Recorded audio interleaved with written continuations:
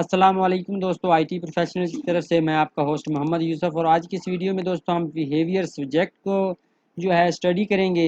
इससे पिछली वीडियो में हमने सर्विस को स्टडी किया था, उसकी एक एग्जांपल भी इम्प्लीमेंट की थी। तो दोस्तों अगर आपने अभी तक जो है इसको यानी कि इम्प्लीमेंट नहीं किया या पिछली वीडियो नहीं देखी तो ज़रूर देखें दोस्तों, क्योंकि उसमें हमने ये दो कंपोनेंट्स थे हमारे।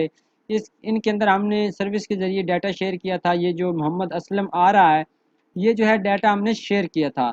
लेकिन अब यही जो नेम है इसको हम बिहेवियर सब्जेक्ट बना के जो है डाटा को शेयर करेंगे। तो मैं यहाँ पे इस वेरिएबल को एज ए बिहेवियर सब्जेक्ट बनाता हूँ। तो दोस्तों सबसे पहले आपको पता होना चाहिए कि बिहेवियर सब्जेक्ट है क्या। दोस्तों बिहेवियर सब्जेक्ट एक ऑब्जर्वेबल है, यानी कि इसको जो है सब्सक्राइब किया जा सकता है। और इसके चेंज होने पे ये जो है अपनी लास्ट वैल्यू जिस जिसने इसको सब्सक्राइब किया होता है ये उनको वैल्यू दे देता है। फॉर एग्जांपल यहाँ पे मैं एक वेरिएबल लेता हूँ, नेम की जगह मैं नोटिफिकेशन कर देता हूँ, नोटिफिकेशन। अब ये नोटिफिकेशन एक वेरिएबल है और इस ये किस टाइप का है, मैं इसको बिहेवियर सब्जेक्ट टाइप का बना देता हूँ। और ये एक बिहेवियर सब्जेक्ट टाइप का है दोस्तों, आपने इसको इंपोर्ट भी कर लेना है RxJS की लाइब्रेरी से।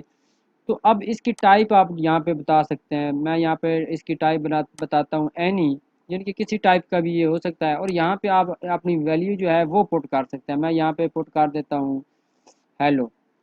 तो दोस्तों अब ये जो नोटिफिकेशन टाइप का ये जो वेरिएबल है, अब जो जो कंपोनेंट इसको सब्सक्राइब करेगा तो जैसे ही कोई चेंज होगा इस वेरिएबल में तो ये उनको जो है लेटेस्ट वैल्यू दे देगा।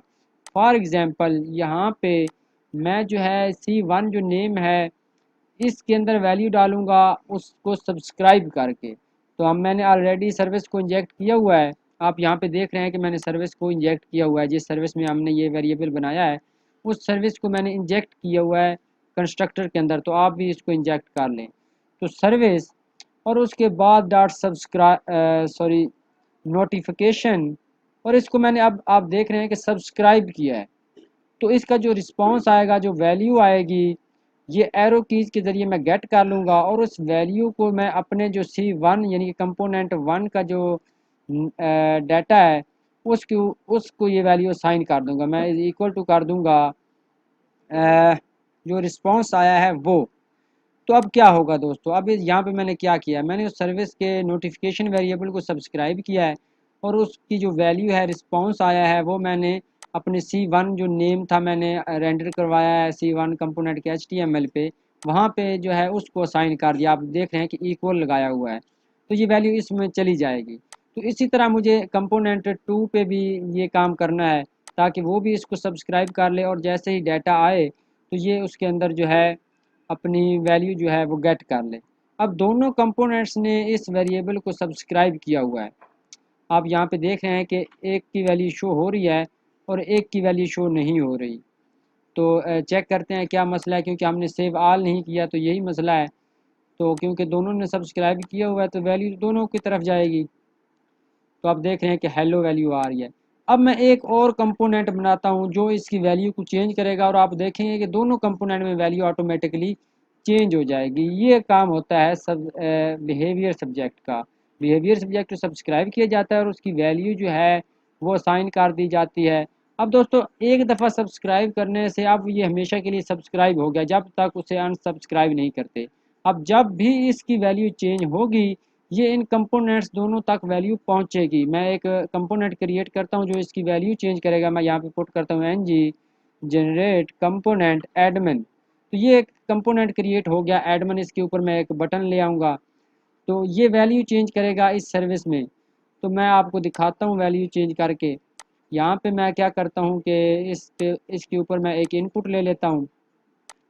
यहाँ पे मैं क्या करता हूँ कि एक इनपुट ले लेता हूँ, यहाँ पे इनपुट।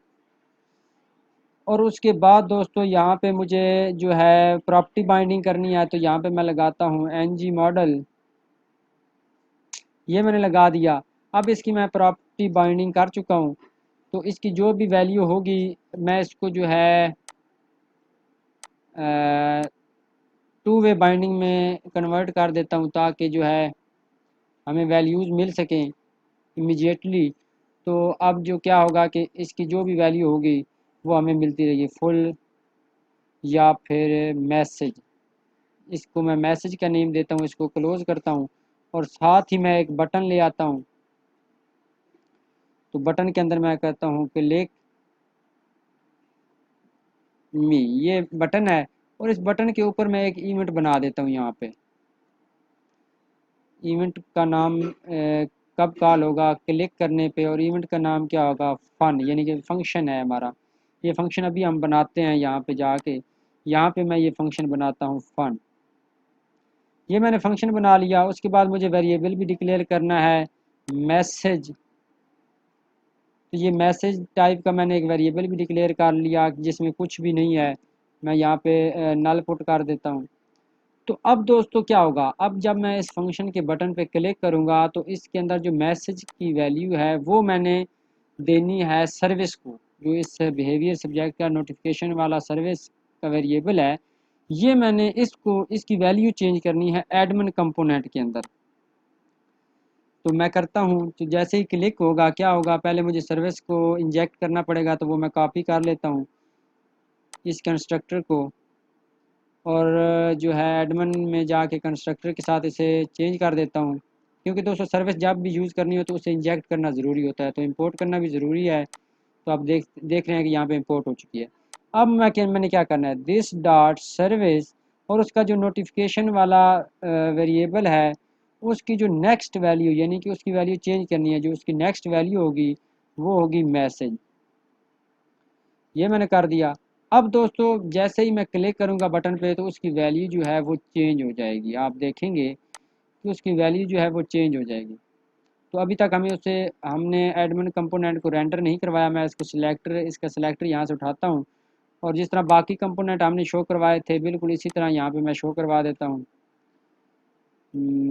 ये हो गया और अब ये रेंडर हो जाएगा। तो आप देख रहे हैं, अब मैं इसके ऊपर क्लिक मी करता हूँ तो आप देख रहे हैं कि यहाँ पे वैल्यू नल आ चुकी है। इसी तरह अगर मैं मोहम्मद यूसुफ वैल्यू पुट करता हूँ तो मेरे क्लिक करने पे दोनों कंपोनेंट्स में वैल्यू चेंज हो जाएगी, क्योंकि इन दोनों कंपोनेंट्स ने सब्सक्राइब किया हुआ है। अगर ये इनमें से कोई कंपोनेंट भी सब्सक्राइब नहीं करता तो उस तक वैल्यू नहीं पहुँचेगी। फॉर एग्जांपल मैं यहाँ पे जो है इसको कमेंट्स में डाल के यहाँ पे करता हूँ तो आप देखेंगे कि सिर्फ और सिर्फ इसकी वैल्यू चेंज हुई है। मैंने जो भी वैल्यू डाली है कंपोनेंट टू की वैल्यू चेंज हुई है, क्योंकि कंपोनेंट टू ने ही सिर्फ और सिर्फ सब्सक्राइब किया हुआ है। अब क्या करते हैं कि दोस्तों अब मैं इसको जो है दोबारा करता हूँ तो आप देख रहे हैं। तो दोस्तों अगर आपको इस वीडियो की समझ आई हो, अगर आपकी कोई कन्फ्यूजन हो तो दोस्तों आप कमेंट्स में मुझसे पूछ सकते हैं। तो वीडियो देखने का शुक्रिया। अल्लाह हाफिज़, अपना ख्याल रखिएगा।